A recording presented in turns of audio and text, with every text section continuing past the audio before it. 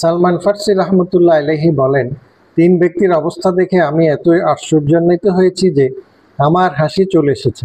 আর তিনটা বিষয় আমাকে এতটা উদ্বিগ্ন করেছে যে আমি কেঁদে ফেলেছি।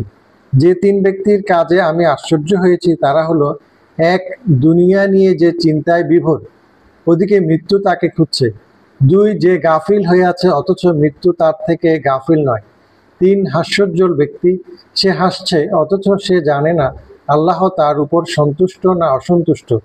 আর যে তিনটি বিষয় আমাকে উদ্বিগ্ন করেছে সেগুলো হলো, এক, রাসূল সাল্লাল্লাহু আলাইহি ওয়াসাল্লামের বিচ্ছিন্নতা। দুই, প্রিয়জনদের বিদায়।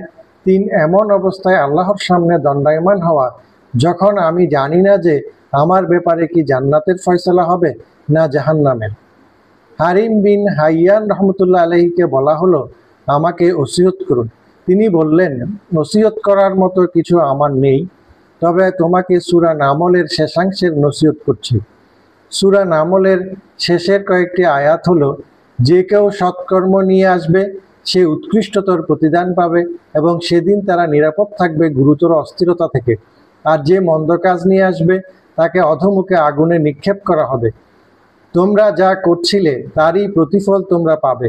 আমি তো কেবল এই নগরীর প্রভুর ইবাদত করতে আদিষ্ট হয়েছি, যিনি একে সম্মানিত করেছেন। সবকিছু তারই। আমি আরো আদিষ্ট হয়েছি যেন আমি আত্মসমর্পণকারীদের একজন হই এবং আমি যেন কোরআন পাঠ করে শোনাই। অতঃপর যে ব্যক্তি সৎপথে চলে সে নিজের কল্যাণার্থেই সৎপথে চলে, এবং কেউ পথভ্রষ্ট হলে আপনি বলে দিন, আমি তো কেবল একজন সতর্ককারী।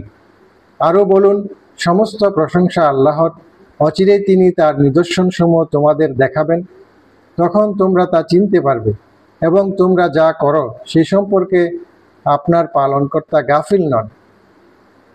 হাম্মাদ রহমতুল্লাহ আলাইহি দাউদ তাই রহমতুল্লাহ আলাইহিকে বলেন, হে আবু সুলাইমান, আমি দুনিয়ার অল্প সম্পদের উপর সন্তুষ্ট। তিনি বললেন, আমি কি আপনাকে এমন ব্যক্তি সম্পর্কে জানিয়ে দেব না যিনি এর চেয়ে কম সম্পদের উপর সন্তুষ্ট? তিনি হলেন সে ব্যক্তি যিনি দুনিয়াকে আখেরাতের বিনিময়ে উৎসর্গ করে দিয়েছেন।